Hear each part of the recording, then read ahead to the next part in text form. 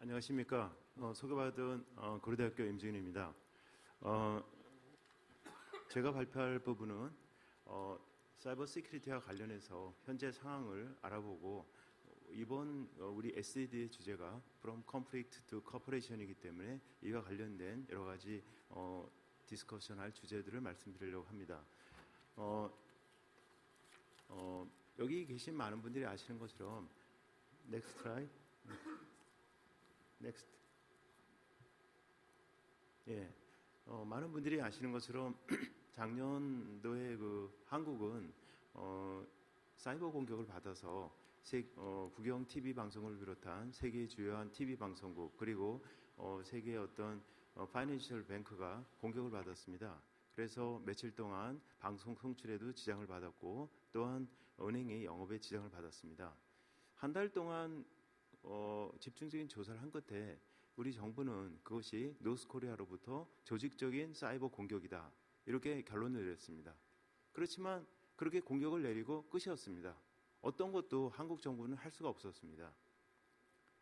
왜 이런 일이 있었을까요? 이것은 방금 젠슨 교수님이 말씀하신 것처럼 사이버 부분의 어떤 특성 때문이라고 생각합니다. 일반적인 범죄하고 달리 사이버 크라임 그리고 사이버 컨플릭트의 경우에는 이것이 어노니머티에 기반한 어떤 공격 근원지를 아는 것이 굉장히 어렵다는 애트리뷰션 문제가 가장 큰 문제라고 생각할 수 있습니다. 현재 어떤 기술 수준은 이 부분을 갖다가 완벽히 밝히는 것도 어렵고 또한 그것을 조사하는 가운데 우리 한국 정부가 작년에 한 달이라는 시간이 걸린 것처럼 굉장히 많은 시간을 걸리고 있습니다. 그렇기 때문에 거기서 기술적인 문제가 생기고 또 하나는 법적인 문제입니다. 현재 우리가 전쟁법을 비롯한 많은 국제법들이 만들어져 있습니다. 그렇지만 이 사이버와 관련된 부분은 기존의 어떤 전쟁법과 다른 양상을 가지고 있습니다. 이것을 그대로 적용시키기에는 어떤 아까 말씀드린 애트리뷰션 문제, 그 다음 어느 순간부터 이 사이버 컨플릭트가 사이버 워로 넘어가느냐는 스레시홀드 문제, 이런 문제들이 산적해 있기 때문에 기존의 전쟁법의 어떤 원칙을 지켜야 된다고 하는 탈림 매뉴얼을 비롯한 많은 학자들의 의견이 있지만 그것을 그대로 적용시키기에는 어떤 한계가 있습니다. 그렇기 때문에 이것을 위해서는 우리가 많은 논의를 하고 또한 컴피던스 빌딩도 해야 되고 케이퍼빌리티 빌딩을 해야 되는데 그런 얘기들이 작년도 10월 달에 서울에서 서울 사이버 스페이스 컨퍼런스에서 서울 프레임워크라고 해서 그런 것이 의논되었지만 여전히 우리가 갈 길은 멀다 하는 것을 우리 모두가 알고 있습니다. 그래서 다음에 보면 지금 이것을 위해서 어떤 특히 유엔을 중심으로 해서 유엔 GG 리포트를 우리가 보면 알 수 있는 것처럼 유엔에서 우리가 2004년부터 그룹 오브 가버먼털 엑스퍼트에서 우리가 사이버 시큐리티와 관련된 문제를 다뤘습니다. 그래서 2004년 5년에 1차 미팅 그리고 2009년 10년에 2차 미팅 그리고 2013년에 3차 미팅이 있어서 거기서 보시는 것처럼 이러한 우리가 사이버 시큐리티와 관련돼서 GG 리포트를 내면서 여러 가지 우리가 앞으로 해야 될 원칙을 갖다 했습니다. 거기에서 가장 중요한 것은 우리가 사이버 시큐리티와 관련된 이런 컨플릭트를 갖다가 우리가 예방하고 분쟁을 잘 해결하기 위해서는 컴피턴스 빌딩이 중요하다. CBMS. 그리고 케이퍼빌리티 빌딩. 이것이 중요하다. 그래서 그런 것을 위해서 우리가 앞으로 많은 노력을 해야 된다 얘기를 했고 그것이 유엔 총회에서 2003년 12월 달에 어프로브 됐고 그래서 올해 4차 미팅이 이루어지고 있습니다. 그렇지만 여기 계신 많은 분들이 아시는 것처럼 갈 길은 멀다. 왜냐하면 기본적으로 이러한 사이버 스페이스와 관련된 컨플릭트는 전통적인 컨벤셔널 컨플릭트하고는 전혀 다른 양상을 띠고 있기 때문에 우리가 이 부분에 있어서는 우리가 가보지 못한 길이기 때문에 상호간에 신뢰가 쌓이고 그리고 그 문제를 극복하고 어떤 놈 같은 것을 만들기 위해서는 많은 일이 있어야 된다는 걸 우리가 올해 또 회의를 보면서 알 수 있고요. 다음. 그리고 작년에 아까 말씀드린 것처럼 전 세계에서 87개국 그리고 18개의 인터내셔널 바디가 참가한 가운데 서울 사이버 스페이스 컨퍼런스가 있었습니다. 이 서울 사이버 스페이스 컨퍼런스에서는 유엔 6월 달에 있었던 GG 회담 결과를 갖다가 그대로 계승하는 것이 맞다. 그리고 이것을 위해서 우리가 여러 개 사이버 크라임, 사이버 시큐리티, 특히 사이버 시큐리티 문제가 어떤 국제적인 것을 넘어서서 어떤 인터내셔널 시큐리티의 문제로 발전하고 있기 때문에 이 문제에 대해서 깊은 논의를 하는 것이 필요하다. 그래서 이것을 위한 여러 가지 컴피턴스 빌딩을 위한 조치를 취해야 된다고 하는 그런 내용을 담은 서울 프레임워크가 만들어졌습니다. 특히 요즘에 이제 저는 원래 테크니션입니다. 기술자 입장에서 보면 지난 7월 달에 라스베가스에서 데프콘이라고 하는 해마다 열리는 유명한 해킹데이가 있습니다. 거기서 올해 시연을 한 걸 보면 자동차를 해킹을 해서 소위 스마트카죠. 자동차를 해킹을 해서 해커가 원격으로 조정할 수 있고 스마트홈을 해킹을 해서 원격으로 해커가 남의 집에 전등을 켜고 가스를 켜고 하는 이런 것들이 다 시범을 보여줬습니다. 우리가 향후 2020년까지 시스코라든지 가트너는 우리 사회가 IoT, 즉 사물 인터넷 오브 싱스, 스마트 사회로 넘어갈 거라고 하고 있습니다. 전 세계에 500억 개의 사물이 인터넷에 의해서 연결될 거라고 하고 있습니다. 이런 상황에서 지금도 사이버 어떤 브리치가 일어나면 피해가 굉장히 큰데 이러한 500억 개의 사물이 연결된 가운데서 어떤 사이버 공격이 이루어진다고 하면 그때의 피해는 우리 모두가 상상하는 것보다 훨씬 더 큰 그러한 피해가 일어날 거라고 보고 있습니다. 그렇기 때문에 향후 10년 동안 우리 인류가 굉장히 힘을 합쳐서 이 사이버 컨플릭트를 갖다가 커퍼레이션으로 넘어가는 그런 지혜가 필요하고 특히 우리 아시아 퍼시픽 지역은 여러 국제기구에서 보안회사들이 얘기하는 것처럼 사이버 컨플릭트가 일어난다고 하면 가장 큰 가능성이 큰 지역입니다. 그런데 우리가 EU라든지 이런 데하고 달리 우리 아시아 퍼시픽 지역에는 이런 문제를 갖다 어떤 다룰 바디도 없고 채널도 멀티레터럴 차원에서는 없기 때문에 그것이 큰 문제가 되고 있습니다. 다음.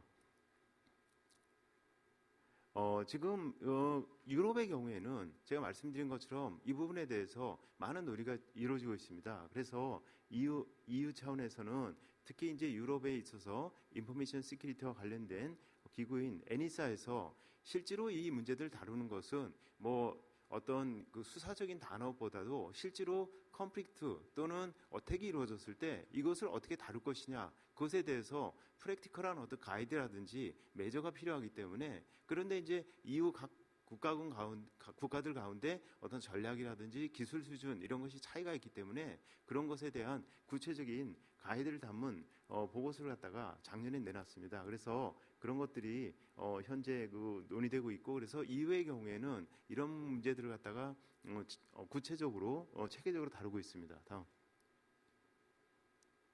다음.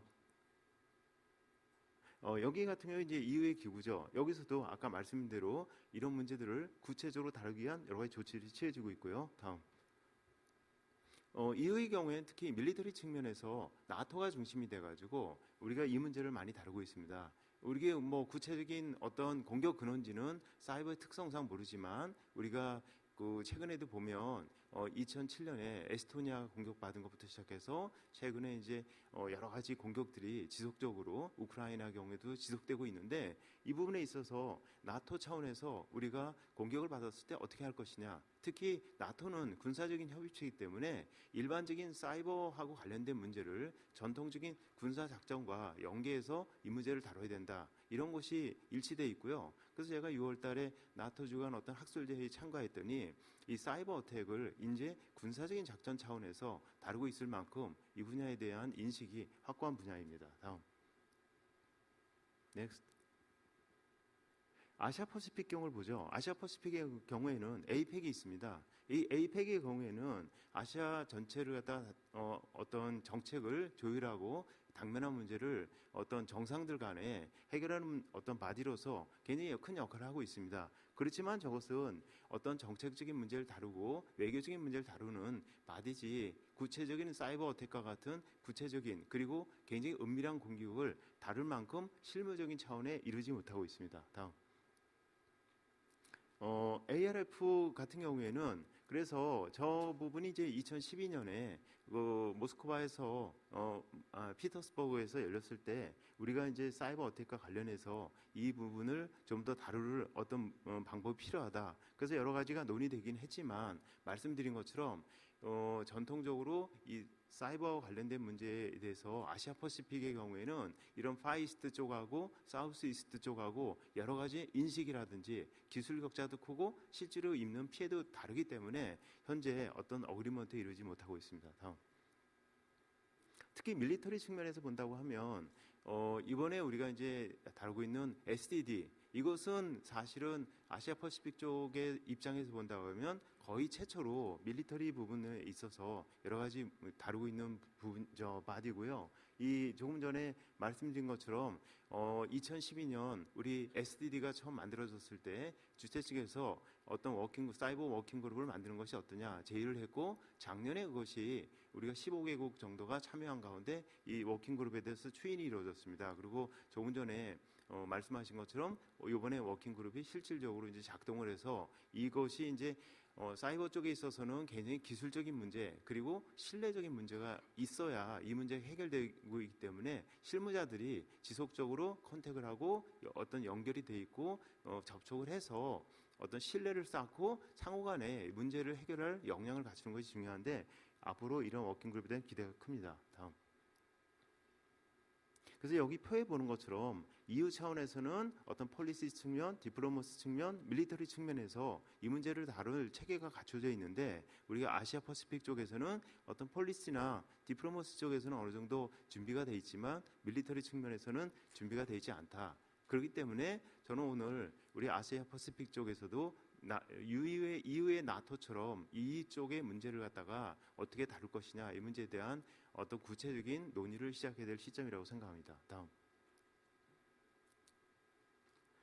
아시아 퍼시픽 쪽에 밀리터리 쪽의 측면은 사실은 EU 쪽에는 나토가 있지만 아시아 퍼시픽 쪽에는 전통적으로 이 군사 문제와 관련해서는 뭐 바이레트럴하게 여러 가지 문제를 다뤘지만 이것을 멀티레트럴하게 다룰 바디도 없었고 그럴 동기를 없었습니다. 그럼에도 불구하고 우리가 굉장히 어떤 컨플릭트는 구체적이고 자주 일어나는 그런 지역입니다. 그래서 더군다나 이 사이버 쪽은 말씀드린 대로 여러 가지 익명성 문제 때문에 이 문제가 어떤 작은 어떤 컨플릭트가 큰 어떤 컨플릭트로 이렇게 에스컬레이트 될 가능성이 크기 때문에 상호간의 어떤 여러 가지 이 문제를 다룰 채널이라든지 그런 것이 필요하고 그런 점에서 사이버 워킹 그룹의 역할은 앞으로 커질 수 있다고 생각합니다. 다음. 아시아 퍼시픽 쪽의 특성입니다. 제가 말씀드린 것처럼 아시아 퍼시픽 쪽에서는 이런 군사적인 측면에서 이 문제를 갖다가 다룰 멀티레터럴 바디가 없었고 많은 것을 바이레터럴하게 다루고 그랬었는데 이 사이버 공격의 특성상 많은 것을 경유해서 들어옵니다. 많은 것을 경유해 들어오기 때문에 어떤 그 이해 당사자가 많고 그래서 이 문제를 해결하는 데 있어서는 기존의 방식은 한계가 있다. 그래서 이러한 CWG는 앞으로 중요한 역할을 하게 될 것이다. 이라고 확신을 하게 됩니다. 다음. 계속해서 다른 문제입니다. 그래서 같은 문제고요. 특히 이제 밑에 나오는 것처럼 우리가 이제 아시아 퍼시픽 쪽은 이 동북아 지역하고 이 동남아 지역하고 여러 가지 이러한 ICT 인프라라든지 인력이라든지 기술력 그리고 여러 가지 사이버 공격에 대한 인식이라든지 대응 능력 이것이 큰 차이가 있습니다. 그래서 이 사이 이러한 파이스트 쪽하고 이런 사우스 이스트 쪽하고의 어떤 기술이라든지 여러 가지 격차를 줄이려고 하는 노력을 하는 것이 매우 필요하다고 생각합니다. 다음. 그래서 이제 우리가 지금까지 말씀드린 이런 것에 의해서 우리는 이러한 아시아 퍼시픽 쪽에서 사이버 시큐리티와 관련된 어떤 코퍼레이션을 위한 여러 가지 노력을 해야 될 필요성은 우리가 충분히 느꼈다고 생각하고요. 다음. 그래서 이제 구체적으로 뭘 해야 될 것이냐? 저는 여러 가지가 있지만 신뢰 회복이 신뢰를 갖다가 컨피던스 빌딩이 무엇보다 중요하다고 생각합니다. 이것은 사실은 GG나 어떤 서울 컨퍼런스에서도 얘기됐고 지금도 마찬가지입니다. 왜냐하면 익명성 때문에 항상 어떤 오해를 낳을 수 있고 의심을 낳을 수 있습니다.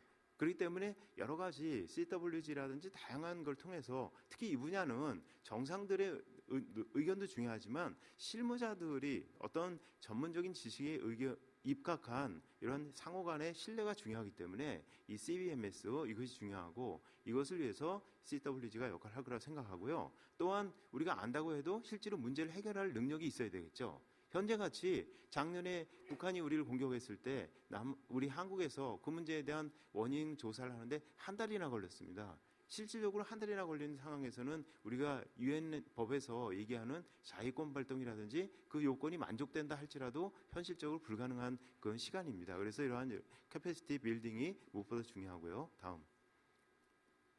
그리고 이제 국가의 어떤 책임 문제, 탈림 매뉴얼에서도 여러 가지 실제로 국가의 책임 문제, 오리진 어떤 사이버 공격이 시작된 나라뿐만 아니라 중간 많은 나라를 경유하기 때문에 경유국에서도 이러한 국가의 책임 문제가 있는데 이 문제와 관련해서는 사이버의 어떤 특성상 기존의 전쟁법이라든지 국제법을 적용하는 것이 어렵기 때문에 이 부분에 있어서는 향후에 많은 논의가 필요하다고 생각합니다. 다음.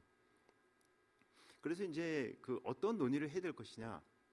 제가 지금까지 쭉 말씀을 드렸습니다. 그래서 여러 가지 우리가 해야 될 마지막으로 여러 가지 얘기들 하고 있는데 저는 좀 여기가 쭉쭉 있죠. 특히 GG라든지 서울 프레임워크를 갖다가 우리가 계속 나가자 이렇게 합의를 했는데 그러면 우리가 아시아 퍼시픽의 어떤 제가 말씀드린 특성 이걸 반영해서 이러한 것을 갖다가 우리 아시아 퍼시픽에 어떻게 적용을 시킬 것이냐 그리고 이걸 적용시킴으로써 거기서 제일 중요하게 얘기했던 컨피던스 빌딩, 캐퍼빌리티 빌딩 그리고 여러 가지 스테이트 리스폰시빌리티하고 관련된 여러 가지 문제 이 문제를 갖다가 어떻게 해나갈 것이냐 이런 것이 굉장히 중요하고 오늘 우리 SDD 3차 회의는 CWG 워킹그룹이 처음으로 열렸던 그런 대회이기 때문에 저는 앞으로 우리 아시아 퍼시픽 쪽에서 여러 가지 컨피던스 빌딩, 캐퍼빌리티 빌딩, 스테이트 리스폰시빌리티와 관련된 여러 가지 문제들이 구체적으로 논의되는 첫 미팅이 될 거라고 확신합니다. 감사합니다.